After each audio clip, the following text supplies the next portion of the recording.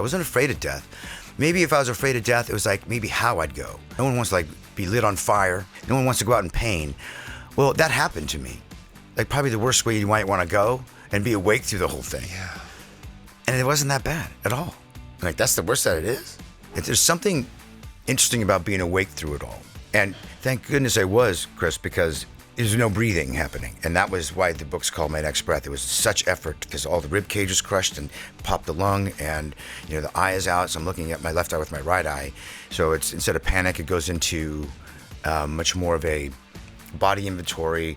How do I get my next breath? There's not one movie, not one role, not one joyous moment I had on top of the Burj Khalifa with Tom Cruise. None of that existed when I was dead, man. Virgin Radio. Our next guest is the multi-Oscar-nominated actor who's temporarily swapping the big screen for the bookstore. His memoir, My Next Breath, is out now, so please welcome a superhero who fights baddies on film and snowplows in real life. Let's get him on Air-a-Me. It's Jeremy Renner! Let's hear it for Jeremy Renner, guys! Oh my God.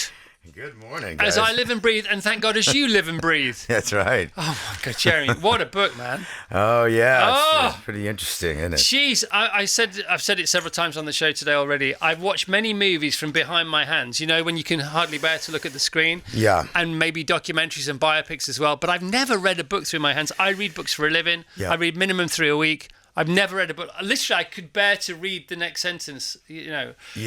I mean, some tale. Let's start at the end. Actually, it's the end of the book. That's how I start. Good man. I am better than I've ever been, says Jeremy in this book. Happier and more fulfilled and more deeply connected to those around me than I've ever known. I understand the privilege and the honour that brings. So I'm going to spend the rest of my years giving back the best I can. I remain keenly aware that I'll never have a bad day for the rest of my life. And to learn all that, all I had to do was die. Correct. Wow. You say you don't write books, man. Such a book. Well, I almost did. The ending actually did come from almost the beginning of... this was always told through almost like a lot of interviews and just sort of life experience, having to retell this, and it was pretty arduous as you can imagine, to word by word kind of go through it. So a lot of times I'd have to veer off the taking you under the snowcat and all that sort of crazy part of the book, to really sort of pontificate and think about things. And this is one of the things that came up very, very quickly when I'm speaking with someone I hadn't seen since the incident, maybe 6 months later, a year later, when I was writing it. And that ending came up in a conversation. It's like, well, here's really because people want to know what the takeaway is. What changed, what was the big change for you? And I'm like, I don't think really much changed. I think just that's why there's a whole chapter on white noise. I just don't give credence to things that were clouding. And I'm the one that gave it credence, right? I'm the one that gave it value. I'm like, why? Yeah. And I think a lot of us can punt a lot of the excess fat in our lives. That's really quite nonsense. Well, you are the master. You're the Yoda now. You're the go-to. I mean, you were pretty straight before. Fame or whatever that means came to you in your 30s. So you were grounded. You struggled as a kid. You're the eldest of 7, mum and stepdad, and so you were a pretty grounded individual anyhow. Yeah. And you seem to be an exemplary before all this happened. And now next January it'll be 3.0. We could call it 3.0, couldn't we? Snowcat 3.0. Yeah. For people just tuning in, they may think, what the heck are you both talking about? Well, New Year's Day, Jan 2023. Jeremy's with loads of his family at his house in the mountains above Lake Tahoe. There's been a snowstorm. There's been a weather event. There's been a big dump of snow. He needs to clear his driveway, which is half a mile long. Of course it is. He's a Hollywood star. You get a half-mile long drive sometimes if you're a Hollywood star. He's got his own snowplow, same thing. It's called a Snowcat. It weighs 14,000 pounds. That's about 6,500, 7,000 kilograms. He starts to clear the drive. He does this with his nephew, Alex, who works for him and is like a son to him. They love the bones of each other. And Alex is in this F-150 pickup. It's in front of the Snowcat, and Jeremy's driven the Snowcat loads of times before. He starts to clear the snow.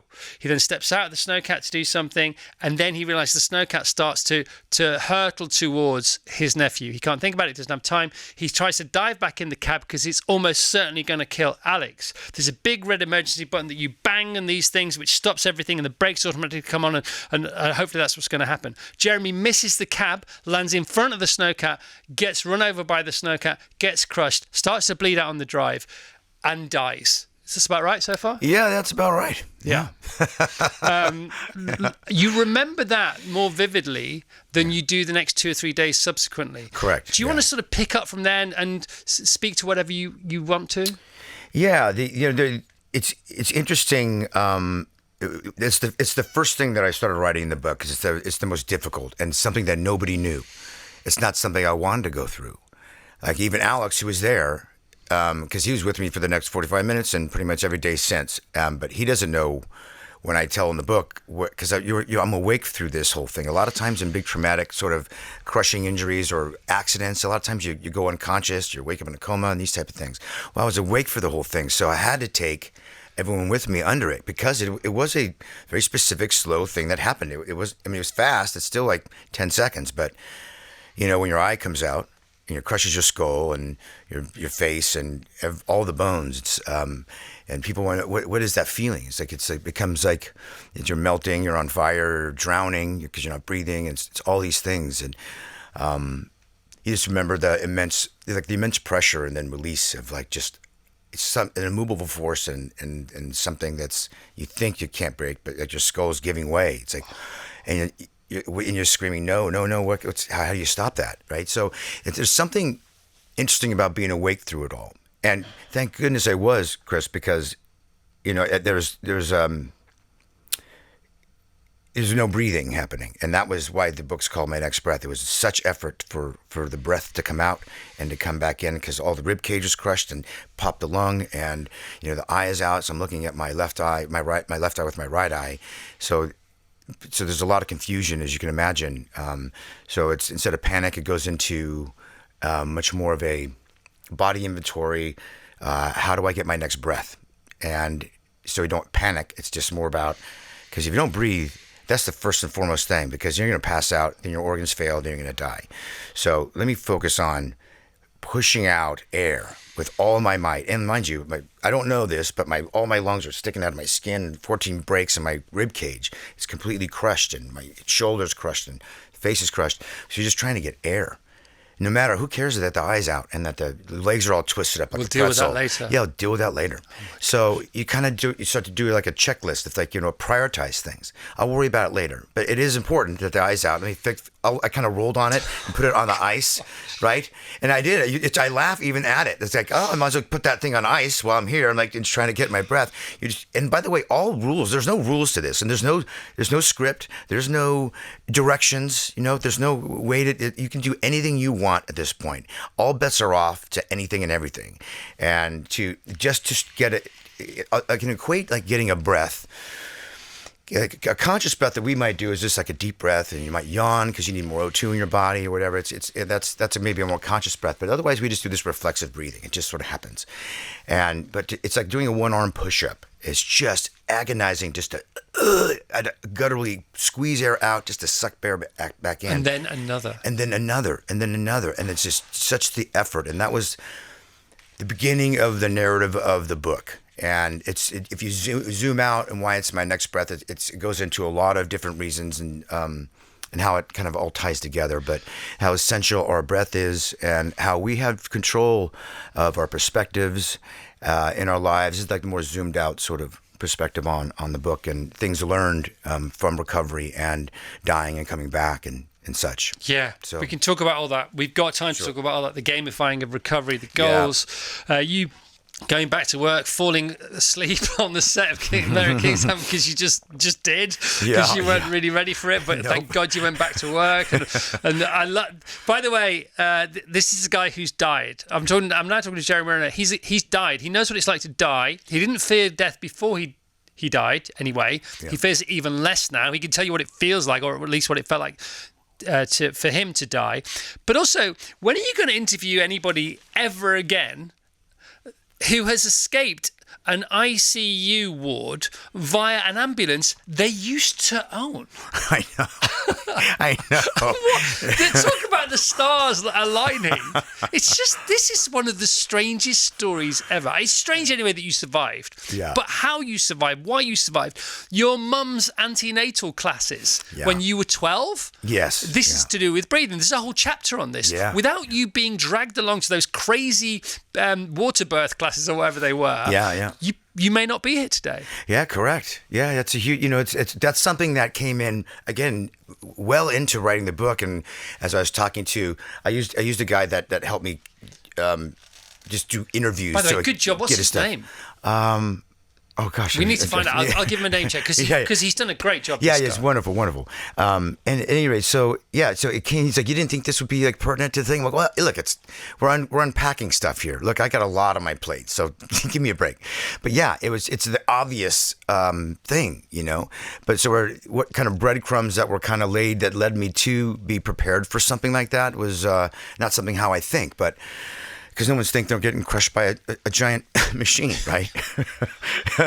So it's the opportunity. At 12 years old to go in the Maz is what we call it in the States. You call it prenatal, whatever the heck it is. Yeah. But it's mitigating pain as you're giving birth. It's a very, very painful experience for women. So you use breath work to mitigate the pain, and then ice chips to try to hydrate and just distract from what's transpiring in a woman's body with the cervix opening up and a baby coming through and all this sort of stuff. So all the labor pains you kind of mitigate it with breath, and that's what I was there for, to help with my mom. And I was playing soccer, and she's like, put the cleats down and like grab a pillow, and we're gonna go to the YMCA, and that's where we'd go do these birth things. And yeah, it was traumatizing, back then, but it was something so instrumental and actually really the fundamental thing for me that I took away from it was not so much the breath work as was that I got invited into like the girls' locker room is what it felt like. Right. Like a boy, like, what is this? Like, what is this? They have weird toilets in here. Like, what's going on? It's all this new stuff. And also to the beauty of childbirth. My mom was, 8 months pregnant, and I was 12 and couldn't wait for my sister to be born. And I just got a peek behind the curtain into the beautiful world of childbirth and welcomed by my mom in that. It was really quite a wonderful. But something stayed with you that saved your life that day. Yeah, of course. It is the fortitude when your body is put against something. You have to focus on something else, and otherwise the pain will take over, and then panic sets in, and other things sort of happen. And as I got older, I used breath for anxiety, for nervousness when I go into auditions. So you were in touch with your breath anyway? Yeah, big time. Because as an actor, your body is an instrument. You had body awareness going on. Yeah, as well. very much. As I aged, as I got older in my 20s, and became an actor, and also an athlete. So the body awareness became very, very, very important to breath work, or just having an understanding the physiology and the biology of your body and how it works. Very important to know those things. It's what we live in, right? It's what we use, especially for me as an athlete or as an actor. And so then I used because I had to use breath work because I get nervous going into like auditions and things. So I would Tell go out. Tell us a story about the Sean Penn audition. Yeah, literally. There's I'm a brand new actor in town essentially, and I'm going up against all these amazing actors, and like I'd hear them in the room or whatever it might be, and it's like I'm just so intimidated. So I'd have to leave and go out on the street and, go start breathing and I go like on my knees to a tree because it's rooted in the earth and like this thing's been here long. So this is on Sunset Boulevard? Yeah, on Hollywood Boulevard. And I just go and like be near a rooted tree in the ground that's been here longer than I am. I'm like, okay. And I know cars are whizzing by and I don't care. But I'm just taking some deep breaths and I center myself and I get back into my body essentially. And then you go back and nail it. I go back in and I go and I crush it. Right? It's great.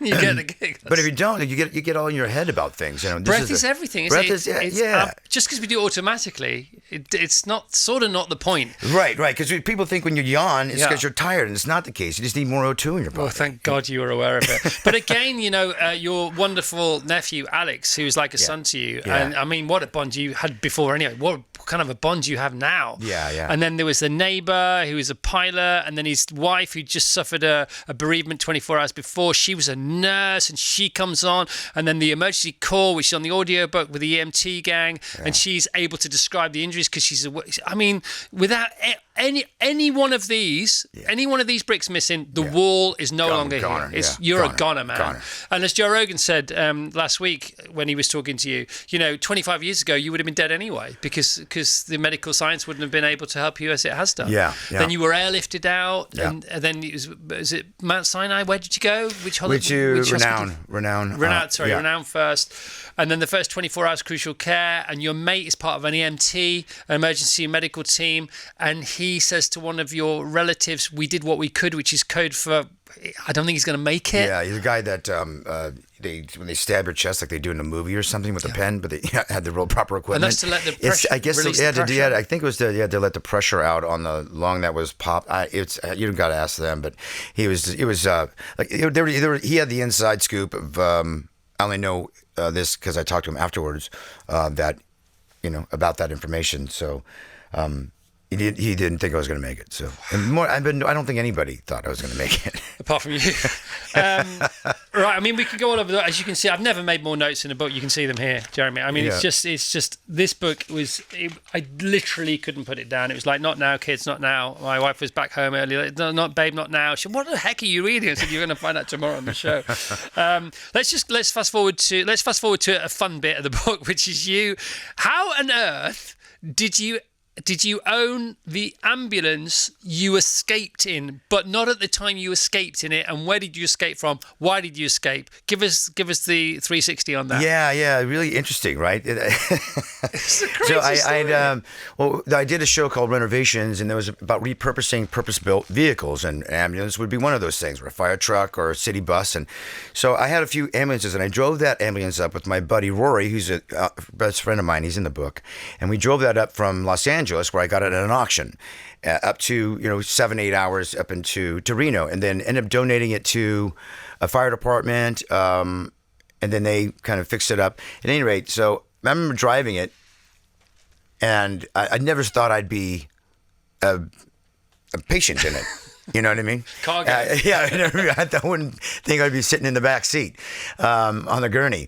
But it ended up being the ambulance that they used to get me out of the first ICU and take me to the airplane to now medevac again to the second ICU in Los Angeles. Cedars-Sinai in Los Angeles, because they were going to do my face and my jaw and my ankle and other surgeries. And I didn't want to get stuck in Reno because another storm was coming. Everyone was displaced in a hotel because of the storms. And so we just wanted to get out of there and go continue the thing. But anyway, the ambulance that I owned was That's crazy. Now the thing that took me to the airplane. Yeah, I mean, you literally couldn't make it up, could you? You can't. This is like impossible. Right, and so then you try and escape ICU once, it doesn't happen. It's like Escape from Alcatraz or whatever you want it to be. Yeah, like look, you're high on like painkillers and stuff when You're making all the wrong decisions. I'm making all the wrong decisions. I'm handcuffed to the bed and the curtains are talking to you. All the things. Everything's talking to me. I'm just trying to break out of the hospital. And so you do eventually make it home. Yeah. And the first thing you do when you get home is pour the largest glass of. Yes, I pour a big glass of wine, and I'm walking on shattered legs, and what is going because you're off your box on painkillers. Oh, and totally. You think you're fine. Yeah. But you're not fine. I was looking for a sense of normalcy. I was trying to always get back into something that was normal, and I wanted to go home so bad because I just needed to rest. Because hospitals are great for not dying, right? But I don't want to sit there and just sort of rot away on painkillers in a hospital. I need to go now recover, and you have to do that at home, and you have to rest. Because in a hospital, you get poked and prodded and swiped and all these sort of things and fingered. They mean well. They mean well, but it's not a place to recover. It's a place to get fixed, and then you got to get the heck out of there. So you go at least home. in my mind, that was the plan. You pour this major bottle of glass of Pinot Noir. Yeah. It's a pint glass of Pinot Noir. Yeah. I looked and I saw the reflection in the mirror. The first time I really saw myself since the incident, and I'm like, oh yeah, look, a ding wreck. Yeah. So and then my nephew was like, what are you doing? You got to Yeah, this is not good. This is not a good. So then you go cold turkey. What drugs were you on? Oh, it was on Oxycontin and gabapentin for nerve pain. And these are the kind of things that people get addicted to. Yeah, very much so. And you go cold turkey on Oxycontin, Yeah. and your one of your doctors finds this out 36 hours or 48 hours after you go cold turkey, and he says, you can't do that, you're going to die, because that's not how this works. And he says, you say, too late, already done it. Yeah. Basically, I'm yeah, paraphrasing. It was one of the harder things in the recovery. I got off the painkillers probably too soon, but then I thought it was right because what had happened is I had a night terror, and because my jaw is misaligned and broken still, I bit down, and if your teeth are misaligned, you bite down really hard, I cracked a molar. Gosh. And then, I think a lot of people know what tooth pain is. I'm like, Yeah. well, why am I feeling that? I can't even think or sleep, right? When you have a crack down to the nerve ending. Yeah. And I know people can understand what that feeling is. I couldn't swipe that pain away, nor gabapentin, all that stuff wasn't working. So I'm like, why am I taking these drugs then? I had to go get that tooth ripped out. And thank goodness my dentist, who was 8 months pregnant, and it was like around 9 o'clock at night, we came in with a headlamp and emergency to come rip this thing out and put a post in and the whole thing. So now that's when I went cold turkey on all the painkillers. I'm like, forget it. I'm not taking painkillers anymore. I know you play a superhero, but you do sound like a bit of a steel, sort of strong superhero. Anyway, you are a man of steel. You're a strange human being. Man of titanium. is what I am. You are now, aren't you? Yeah. But I mean, this is pretty stoic stuff here that you're talking about. You are an individual. You're seven, one of seven. Yeah. You're the oldest. You've always felt like the grown up. Because you didn't want to write this book, and then your family said, you've got to write this book. And since writing it, you now realise why, because it's helped so many people. Yeah. You didn't really like fame before. It didn't sit easily with you. You wanted to go to Hollywood to become an actor and to be in films that could then be shown in your local town and say, look, I did all right. But the fame thing was never for you. Since this has happened, your whole relationship with all that has changed. Yeah, in a really beautiful, intimate way, to be recognized for the man that I am, and that maybe just went through some difficult circumstances, overcome some obstacles, versus like the role I might have played, to be seen and witnessed as who you are in the public eye is a huge shift I never thought would ever transpire. And that would have happened if I didn't write the book or didn't share it, But it's an amazing transgression of what in my life personally, but I think it's a great access for other people as well. Instead of asking for a selfie, they can come in with something very honest and beautiful and thoughtful, is what they typically now say. And I get a great exchange. We get really wonderful human exchanges now when I see people, or when I just sit and talk. I can sit and talk till the cows come home about so many different things, and just be present with somebody instead of being guarded and always looking over my shoulder because not trusting people. Yeah. Now I feel very, very open and vulnerable, and I want to continue to stay this way because nothing but good things happen when I am this way. It's the opposite of what you thought would happen. Yeah. It's really, really quite beautiful. I get. I'm an everyman anyway, but now I'm kind of treated like the neighbor or the brother or just a friend that they've known for a long time now, and it's quite beautiful. Yesterday we had Bear Grylls on the show. He's rewritten the New Testament, which is all about obviously the death of Christ and the resurrection. Mm-hmm. And in that he says the truth sets you free, which is what you're saying now. And also you've experienced a resurrection. Yeah, you know what it's like. Yeah. Talk to me, if you don't mind, about not fearing death anyway, which is interesting. Yeah. I think I no longer fear death, but I'm not sure because I've never died. You suspected you didn't fear death, then you did die. It didn't frighten you whilst it was happening. In fact, you felt very peaceful. Mm-hmm. And then since then, you fear death even less. Can you talk about that for a bit, please? Yeah. There's like a lot of confirmations that came from the experience, and like I said, not a lot of things have changed. It's just more confirmations that happened. Like I wasn't afraid of death, but now I know for sure I'm not afraid of death. I always believed I didn't have any regrets. I lived my life without regrets. And I can go on and on about why, but like when I passed and I came back and was writing a goodbye note to my parents just in case I'm living on a machine or not, blah, blah, blah. I'm like, I don't have any regrets. I can go. And that's why I can say that goodbye note. And I wrote in the ICU to my daughter and to my family. But it's a confirmation that I have no regrets. So another confirmation, great, check. And same thing with like death. I wasn't afraid of death. Maybe if I was afraid of death, it was like maybe how I'd go. Like I think anybody, but no one wants to like be lit on fire, right? No one else, maybe no one knows what it's like to get ran over by a thing or the whole thing. It's like no one wants to go out in pain. Well, that happened to me. Like probably the worst way you might want to go and be awake through the whole thing. Yeah. And it wasn't that bad at all. I'm like, that's the worst that it is. I'm like, It wasn't that bad at all. Nah. That It's is- temporary. Well, It's I believe- but I it's believe but it's you. temporary. It's like what's worse is the slow agony or suffering that if you empower the suffering of that, the real pain of it was like very intense. I'm not gonna say it was light, but like that's the best you got to really hurt me. It wasn't that bad because it's temporary. I think anybody going through any grief or pain or chronic pain, I mean that's more difficult than whatever. Like stubbing your toe, I still stub my toe and that hurts. Yeah. But like, and everything's That's just interesting. But That's everything interesting. still is just so temporary, right? You stub your toe and it still hurts, having been run over by a Yeah, snowplow. yeah. But it's like I don't give it any, thing. Right? There's a great bit in the book where you start talking to your pain.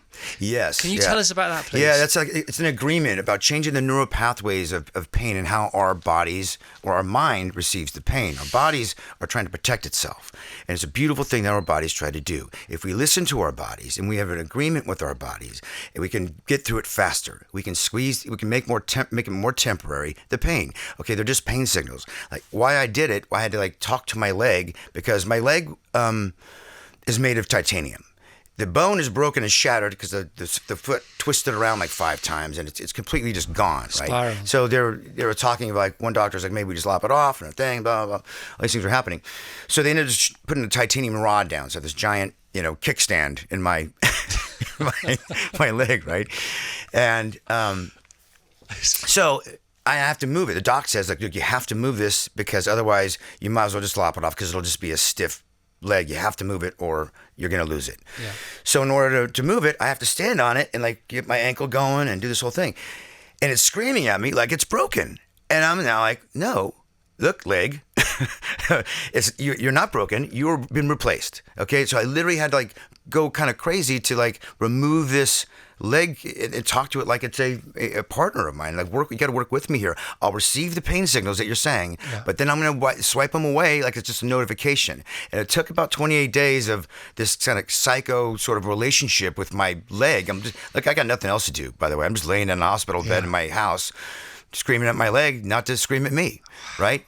And so it's and we can really change the neural pathways of how we receive pain. Like I always have a barometer of what it's like to get ran over by this machine. I can't imagine anything else more painful. Maybe, a broken heart or something, maybe that's painful, but a different kind of pain. But the physical pain, I got that down. I have an understanding what that is. You know what a 10 is. When Yeah, you're yeah. asked by a doctor, Yeah. out of 10, what you well, Jeremy's 10 or a normal 10? Yeah, a 20, yeah.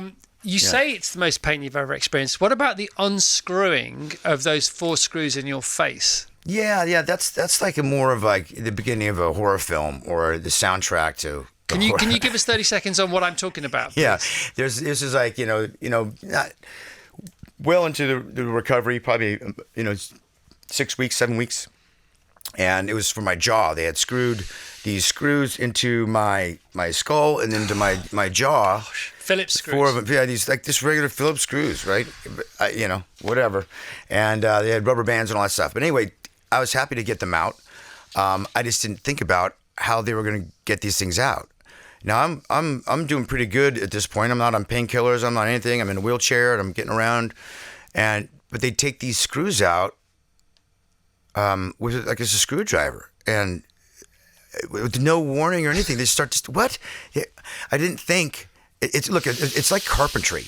Like what happened in my body, they're just hammering and putting metal in and screws and like it's And you just said the noise. They're just putting together like a crib or something, They're just it's Was it crazy. a squeaking noise? Yeah, there's this squeaking sound like if you've ever screwed or unscrewed a screw out of a piece of wood or a tight piece of wood, it might squeak, and it was squeaking, and the gums were going around the threads of the screw. And It there's was 1 and 3 to come. and there was the first one of the 4, and it took everything. I think it was the.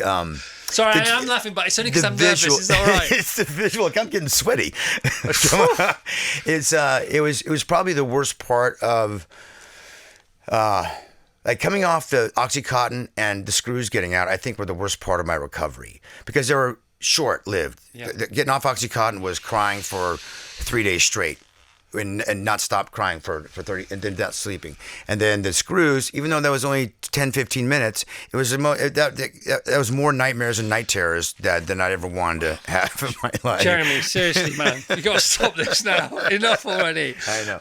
No, and you gamified your recovery. That was very helpful. You got all the right stuff. You're talking about hyperbaric chambers and all this kind of stuff, and this sort of ultraviolet, what is it called? Red light, infrared red light, and it all helps. Yeah. And you put these protocols in. You may have done them anyway as you age, in your mid-50s.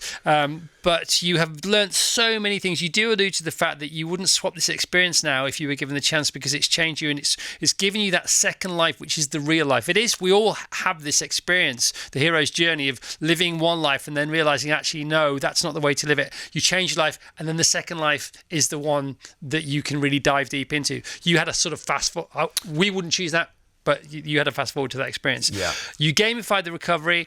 You talk about it taking you an hour to get out of bed, then 45 minutes, then 15 minutes. That was sort of a real milestone. And you say milestones over tombstones. That's right. Nice, man. That's right. Nice. Great writing. Great writing. Gosh. To my daughter, this is the note you wrote her. When you didn't really know what was going to happen. Yeah.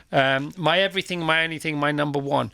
You already are the best part of me. You become a tremendously inspired woman at such a young age. Your grace, thoughtfulness and constitution are what makes me so proud. You have so much to love, so much to live and so much to give. You will be your own teacher now. I'll just be in your heart and mind, always guiding. Daddy is always with his daughter. My garden of stone, best part of me, coming home. Yeah. I mean... Wow. Yeah. That's in the ICU. Yeah, and when I came out of the coma and not sure if I was going to make it, I don't know if I was living on machines or what. While I got the moment, if I get right, I had a moment of clarity, like I wasn't too high, and then I wrote that on a phone, and then I wrote the same one, another note to my family about it's good, you can let me go. It's so good to let me go. And look, don't get me wrong, I was like sobbing writing that, but the clarity was there. And so I'm not high writing that. That's with great clarity and even efficiency with words. And but that's where the confirmation, Chris, of being like I had no regrets, and I was so glad I had the moment to have last word. Yeah. Because I didn't prior. I didn't get to see anybody. I was kind of alone on the ice, and I was alone in the pain. I was alone even though I wasn't, I had so much help, right? But that was like once I was able to do that, I'm like, great, now I can go. And then obviously I wasn't ready to go, and the things, I came back. And the truth is fat-free, isn't it? Because the truth is so concise. Because it doesn't need any mitigation. Yeah. And that's why that's so profound. Yeah. And so poetic. Yeah. It's beautiful. Yeah. It's absolutely beautiful. Yeah. All right. So you are now a real life superhero. Yeah. And boy, have you made some decisions. So what have you learned not to care about? Can you give the rest of us some wisdom so we don't have to get run over by a snowplow? Well, I think it's more importantly what is central in your life. Because there's so many things not to care about. I think it's easier to understand what not to care about is when you focus on what to care about. Right. And there's only a couple of things. And there's only a couple of things. But there's not a lot of things typically where it works in our life and how it works in capitalism with our jobs and our things. And, but now I just will not take a job unless I can have my family and friends because all I care about is shared experiences with loved ones. It doesn't even have to be a good experience. Just the shared experience with my loved ones. It's the only thing you take with you. It's the only thing. The love is the only thing you take with you. And anything you leave behind. I'm going to so anything I'm going to do in this body, on this spinning rock that we're on, is have shared experience with my loved ones, and with friends and family and new people is fine, but without that, I choose not to do it. I'm not going to because I've done a lot of things alone in my life, and none of that came with me. There's not one movie, not one role, not one joyous You didn't moment get I any of had those on top of the Burj Khalifa with Tom Cruise. None of that existed when Yeah. I was dead, Tom who? man. Yeah, Oh, yeah. I love it. But the shared experiences are the things that have great value. So me focusing on that and having that be a primary part of my life, as well as my health and wellness, and then maybe the foundation and giving back. That is a huge proponent in my life of where I spend my time, is to give to the underserved youth and for foster youth in our world, and they're the future of our world. So I spend a lot of my time, because I've reached to kids. I do love kids. I'm the oldest of 7. I was born. That's my birthright to kind of be a nurturer and caregiver. So and also being an Avenger, it's great access to the kids. Yeah. So that's also central in my life. So between those 3 things, that is all I do. Everything else is white noise. Everything else. The next meal, nothing matters to me outside those 3 essential things. We're almost out of time. I wanted to talk about the thing you do for the kids and the summer camps and all this kind of stuff. Yeah. And if you ever come back, let's do that, right? Yeah, for sure. I just wanted to I wanted to ask you a question about squaring the circle. The Hurt Locker. Yes. Right? So the PTSD aspect of the Hurt Locker narrative, which you researched, didn't you? Of course. Yeah. In Iraq, and you made the movie in Iraq. You spent time with the people who did the job that you portrayed so brilliantly in that amazing film. If you haven't seen The Hurt Locker, you got to watch The Hurt Locker, right? Do you have unimaginable empathy now with the role you played because of what you've experienced? Is it some cosmic squaring of a PTSD circle, do you think? Yeah, well, sure. Yeah, I mean, that's a huge part of who I am is empathy. I mean, I live my life inhabiting people and their perspectives. That's what I do for a living. It's paramount to everything I do, and it's also who I am as a man. I am a big empath, and it makes me very sensitive and open, and I learn a lot. I'm really smart. I know a lot of things, but most of the time I shut up and I listen and I learn, and I just pay attention and become a part of things, and it's really definitive and made me kind of who I am.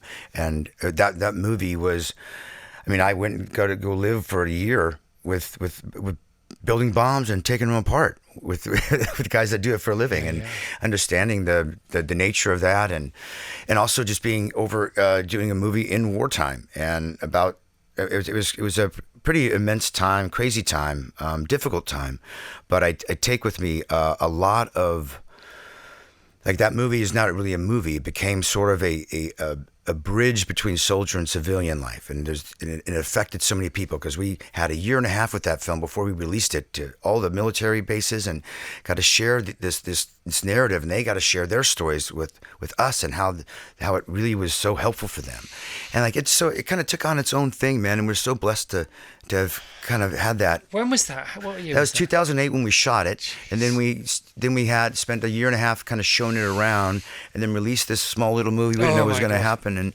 that kind of took off. And well done on that. Thank you. Well done on this book. Well done on still being alive. Yeah, well done on having died and come back. Yeah, blessed. It's a real honor. It's a real honor to meet you, mate. Yeah, it's a great blessing. Great blessing to be here and share this with you, man. Jeremy Renner, My Next Breath. It's out now. The audiobook is also available. I'm presuming you voiced it yourself. I voiced it myself. Yeah, the 911 calls on it. I know. I've heard all about it. I haven't heard it. I'm not sure I can listen to it. I haven't read the book. It's pretty intense. Can we hear it, please, for Jeremy Renner? This amazing book, My Next Breath. All right, Jeremy. Thank you so much. All right, man. All right, that was Jeremy Renner. This has been the Virgin Radio Breakfast Show. Billy Idol tomorrow. Have a great Thursday, people. Goodbye.